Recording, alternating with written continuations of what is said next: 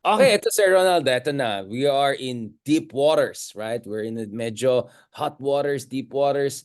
Ito na, there is now this momentum for the divorce law and obviously, isa sa mga dalawa yung quotable quote sa akin. Yung isa is Cheese Escudero, yung paborito mong Senate President.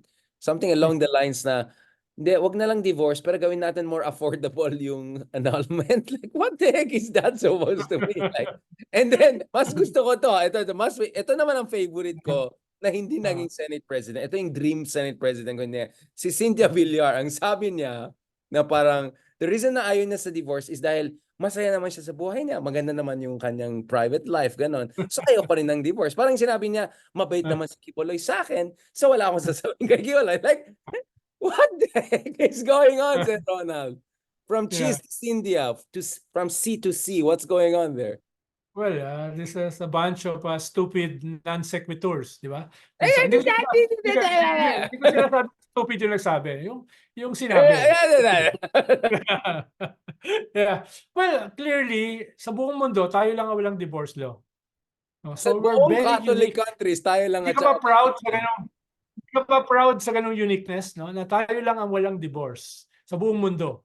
Dati Ronald, may term kasama kami natin ang dyan ni Malta. Leloy, negative Ah, ah. exceptionalism. Negative exception. Yes, yes.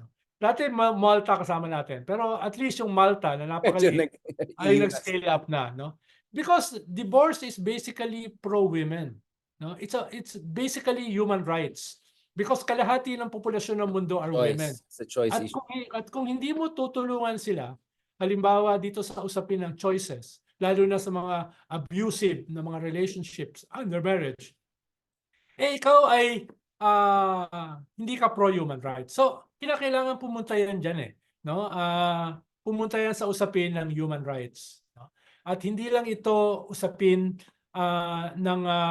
ng religion. Dahil lagi nilang nire-reduce sa religion may separation of church and state nga malinaw naman na sa Kahit atin. theocracy, just the last Diba? time. They're not Oo. Vatican to remind people. Yeah. Yeah. Tapos marami silang binabanggit sa constitution natin na sinasabi na inviolable ang marriage, etc., etc. So they miss the point. No, they miss the point. Di ba? Constitutions can be changed. Constitutions can be modified. Dahil nga siya ay isang constitution. It A reflects living, the living consensus document. at a Yeah. particular moment in history. Hindi yan permanent, hindi yan dogma. No? Kaya they're missing the point dito sa Well, they're dogmatic nitpicking, people cherry probably saying picking, this. Yeah. cherry picking. O ito may sinabi sa konstitusyon, supporting the inviolability of marriage, etc., etc. No? Hello, no, yun yung pero ayun nga, it's about human rights, especially the rights of women. Especially in a patriarchal society where men can have their cake and eat it too. Yeah, No? like there's no way out for women, but the guy is gonna have all of the, sideshow and all Yes, of that, right? Yeah. yes. And At saka annulment is really hard. It's really hard. saka It's like, economic security. uh, No, maraming mga naghihiwalay, no? Bahala na kayo. No, akin lahat ito. So, kailangan 'yon, no? Sinasabi nila, ay, meron namang mga batas na pwedeng gamitin diyan no? Doon sa bakit ayaw mo pang ayusin yung batas, no? Rather than naghahanap ka ng maraming abogado na gagamitin yung mga butas ng batas, no? Talagang gawin mo na, clarify mo na ganito 'yan. Ganito ang rights of women, ganito ang rights ng men, no? Ito yung hatian, ito yung alimony, ito yung pag-sustain, ito yung karapatan ng mga bata, etc., etc. Linawin mo na. Imbis na you're living in a fake world na pinipilit mo magsama kahit hindi na you're uubra. pretending that, No? let's just pretend Yung there's mga no problem there, right? And you have so many yeah. single parents stuck in a unhappy marriage. I mean, annulment is really expensive, difficult, and many times almost close to impossible, right? I mean, Kaya nga si Cynthia so, Villar ang best model. Ang best ingat, model para sa ingat ka, ingat wala ka. naman akong problema sa marriage ko no? Wala naman akong problema sa marriage ko Adi yung pala, walang problema. Hindi ka mag-divorce. bakit magkakaroon ng divorce, no? Gusto mo ba Pero pumunta pa bakit ako ka sa natakot sa argument? divorce, di ba? Yeah, exactly. Gusto mo bang ipapasukan ko ba Okay, yung mga Ronald, sinasabi?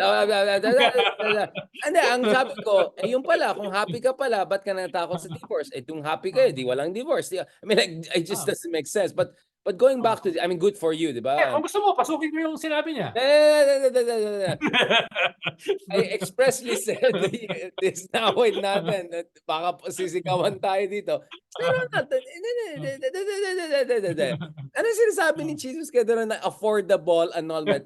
10,000 na bibigay, pipila ng mga tao. Ito na, babayaran. Kano kailangan dito ng For a abogado? lawyer, napakalaking non sequitur nun. For a I mean, lawyer. well, probably that's his specialty. Yun yung masters niya, non sequitur, commentary and everything like that. But Ron, I want to ask you on this because the reason I'm not going to talk about your personal life, but the reason I want to ask you about this is you were in Pinoy's administration, which Oo took. nga pala, kanina may na-meet ako sa Wildflower, sa podium, si Attorney Soriano. I'm sure mas may alam yan, mas maraming alam yan dun sa mga senador na puro non sequitur. Alam na natin yan. So dalawa pala yan, icing on the cake lang yan. No, but going back to this, Pinoy made a very difficult decision. I remember when the Irish bill was being discussed, I was going to the church and all of that over there, and I would hear yung mga priests ina-attack si Riza Ontiveros. As in, you would see them naming names of people behind reproductive health, them criticizing openly Aquino and all. And I could also see the discomfort of people inside the church na iba na parang, why is this becoming a political arena? We came here for spiritual, ganyan. So, I remember those days very well, and I realized how risky this was for Pinoy. But at the end of the day, it got through.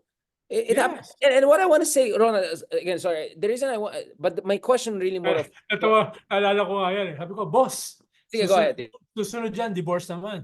Sabi, sige. Abortion. Okay yan. Tapos sabi ko, boss, after divorce, yung same-sex marriage. Teka, sabi niya. Teka. Yan. Teka. Isa muna. Medyo generational. Ikaw naman kasi, Ronald, advance mag-isip eh. Hit on the iron is hot, di ba? Medyo magpa-backlash yan. Hindi pa katapos yung RH eh. Pinasok mo na yung divorce. Tapos nung umuo sa divorce papasok mo same-sex marriage. But that's also their worry, di ba? The other side, they're saying slippery slope to. Ang problema nila yung mga katulad mo, na pag binigyan mo dito, abortion yung next. Pag binigyan mo abortions, yun next. Ganyan. Of course, I'm not drawing, like parallel. That I'm just saying, yun yung argument ng conservative or ultra-conservative side, etc. But going back to this, Ronald, what I found quite amusing is this paradox kung saan the issue of divorce law and even abortion and same-sex marriage gain traction under Duterte and especially now under Marcos, may konting chance. Isn't it quite ironic that the ones who actually did not support this issue was the liberal opposition in 2022 elections? If you look at the Tito Boy Abunda, our favorite political interviews, BBM was very liberal on almost all of these issues asked. It was actually Lenny who was quite conservative on some of these issues and all of that. And my reading here, Ronald, is the concern here the support of the Catholic Church? Because I think Catholic Church will support the progressive opposition and liberals because they really don't like the other side for good reasons, right? So I don't know what on earth is going on here. Why is Digong and BBM more friendly to the whole? I mean, I know people, very, progressive women and all. Now, they were okay with Digong precisely because of his advocacy for divorce or something like that. Or even some LGBT people who were happy because of Duterte pag sa LGBT, actually okay sila sa Davao, ganyan. So I just find it weird na actually it was the liberals, including Lenny, who were quite conservative on some of these key issues. When you have the precedence of your ex-boss, Pinoy, who actually took up the cudgels for liberalizing and modernizing our order. Hindi ko maalala, pero ang alam ko kasi ay pumusisyon naman si Lenny sa divorce. Di ba? Yung naging issue yata yung same-sex marriage. And abortion, I think. Also, she was a bit conservative at that. Yeah. Pero yung divorce, alam ko pumusisyon siya para dyan. No? Okay, I stand corrected if that's the case. Pero hindi iba eh. I know liberal na civil society people, not necessarily Lenny. Kaya nga with Lenny, I was a little bit not sure. But other women activists were telling me na bakit sila ganun? Hindi ba sila dapat? So that's why I'm raising this issue. Yeah. Tapos yung kay Digong, bottom line, hindi na-approve yung divorce law. At the height of his power. Ibig sabihin kung gugustuhin niya, it could have been done dahil lahat takot sa kanya eh. And he was entertaining 91-93% approval rating. So what stopped it? Eventually ay hindi na tinuloy. For whatever reason. no? Sa kabila ng kanyang lip service dun sa mga issues na yan. Kaya ayun, bottom line, it never happened. Parang yung Yeah. yung marijuana bill, no? Ang alam ko yung kanyang yung mother Ay, hindi ni ako agree talaga dyan. Against ako yung dyan. mother ni Sarah was taking CBD, liquid marijuana, Medical, medical, no? okay, I No? see that. At Exception cases, yeah. yun yung bill. It was about medical marijuana. Pero ni-reject niya, hindi niya pinirmahan, no? Yung na yun, yung medical marijuana The bill na same yan. way dun sa Kahit abortion if rape case or oh, something like that. So you can have, exceptional cases, exceptions, sorry. yes, yes. So yun yung malinaw na kung that's a different topic. Pwede nating i-deconstruct yung mga policies na yan, yung mga contradictions na yan, na nagbibigay ng lip service si Digong, pero wala namang nangyayari. Kahit nag-patient So ng what lip about service. now with BBM, that itong divorce law has gained quite momentum? So much so that Yeah. Cynthia had to reveal how healthy her private life is that she doesn't know. And for Cheese to show his economics, finance Yeah. expertise na pwede pala i-subsidize ang annulment. I mean, like, what the Yeah. heck? That's Tinitignan naman natin si Bongbong dialectically. Halimbawa, pinupuri naman natin yung kanyang foreign policy. Yung pivot niya away from China na aggressor natin sa West Philippine Sea. Pinupuri naman natin yung pagsara niya sa Tokhang. Diba? somehow, yeah. I mean, not 100%. I mean, Yeah. At may criticism tayo about ibang aspects, no, ng kanyang pamumuno, kanyang leadership style, no. Pero at the same time, meron din tayong nakikitang positive. Kaya halimbawa ito, kung papasa itong divorce law, that's a good part of the Marcos narrative, di ba? So even against the protestations of na modernizing elite sila in that sense. yes. Papasok yan sa kanyang narrative. Sana ay as soon as possible magbago yung position niya sa ICC. Dahil isa siya sa bumoto na mag-member tayo ng ICC. Wag nating kalimutan, no? Kaya Interesting. kaya dapat ay balikan niya yan. Bakit siya bumoto for that? Interesting. I mean, last one, I just want to ask Ronald, maybe just a response, because many of our followers are actually conservative liberals, if I can put it that way. Politically liberal, but conservative socially.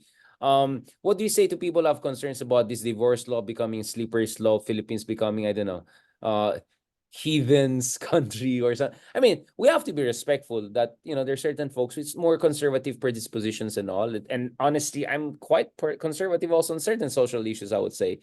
So how do you reassure these people na hindi mawawala yung character ng Pilipinas, na we're not just going to be another westernized country or something like that? Because, I want to also show due respect to these people. I'm being genuine, Ron. I'm not being political about this, no? What do you have to say? Like, for instance, what do we learn from the RH bill issue? Well, Spain is a very religious country, pero at the same time, meron silang same-sex marriage, no? Meron silang divorce and other social reforms for women. So nababalansin nila yung human rights ng Nasira kalahati. yung character ng Espanya. Yeah, ng kalahati ng kanilang populasyon. At the same time, they're still a Catholic country, no?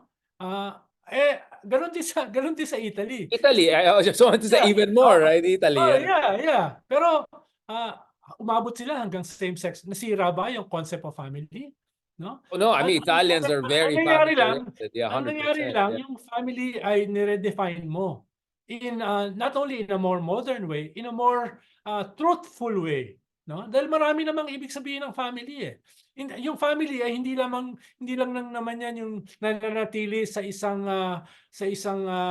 sisidlan ng marriage na hindi na intolerable na. Ang family could be other. A single mom can have a family with her kids, di ba?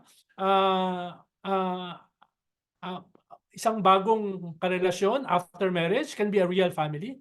No? Ang parang sinasabi mo na ito lang ang concept mo ng family, no? Ito lang ang concept. Maraming uri ng family na more. You're saying democratizing the conception of that. Na positive at more truthful. Kesa yung untruthfulness ng isang marriage na hindi pwedeng maghiwalay kahit nagugulpihan at nagpapatayan na. No? Yung mga asawa. At nakikita mo yung mga anak nagiging biktima ng ganong klaseng away.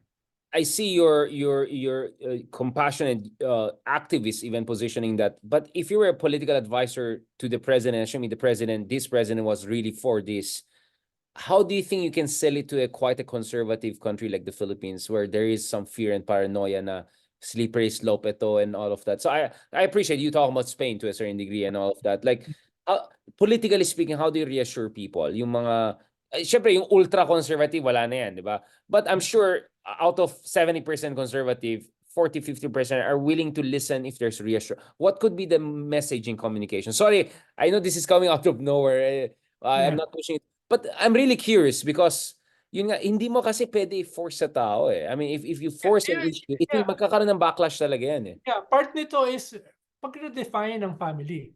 Ang daming single moms eh. Sasabihin mo ba they are not, hindi yan pamilya? Yung mga single moms na nagpapalaki ng 2, 3, 4 na anak on their own? That's a family. Ito yung single mom na hindi makaka-divorce dahil, you know, annulment. At hindi nabigyan ng any economic safety net, no? Dahil nga walang divorce. Because there should be alimonies and all of that after. So marami kang i-argue. Pero bottom line, ito ay makikita mo after the fact. Diba? Yun naman yung pinaka-assurance eh. Pag na-pass yung divorce law at hindi naman nawasak yung concept ng pamilya. At hindi naman tayo naging mga erehe katulad ni Richard, no? Naman, talagang kailangan mo yung yung spirituality natin ay won't be damaged by a divorce law. Baka nga mas lalo siya ma-enhance eh. Diba? It's about spirituality eh. No? Yan ba ay masisira ng divorce law? Of course not. And for all you know, baka mas lalong ma-inspire mag-asawa yung ibang tao because they know just in case there's an exit option na properly done. Kasi magdadalawang isip ka if there's no exit. Hindi ka mapipili. Ayaw mo na magkasal, di ba? Parang hassle na. What if something goes wrong? I mean, there's always that possibility, di ba? Yeah. Maybe you even encourage more family, more marriage. Kailan mo plano magpakasal? Magkakapost lang akong Kierkegaard forward ko sa'yo. On that note,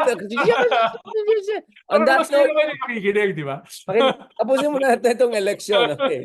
Maraming salamat, Sir Ronald Richard Aldens, Ronald Diaman. Anytime. Thank you for answering my questions. Pwede na ako mag-dinner, pwede na ako kumain. Oh, makain ka ulit. Mag-ano ka na. So, so of course, Sir Ronald, huwag mo makalimutan, yung mga in-person natin, Ilustrado, second episode naman ang gagawin natin. Mega episode kasi may mga... Anytime, mga sinaloa. Ayan. Pero ito medyo iba naman tayo. Medyo ilustradong tayo. Medyo Bonifacio tayo kasi UP ang gusto natin. Konteksto naman ngayon. On that note, thank you very much, Secretary Llamas, for that fantastic discussion. Mabuhay ka and please, huwag ka kumain masyadong late at next time sa mga meeting, sigurado mo pakainin ka na mabuti. Anytime, Bigger. God bless.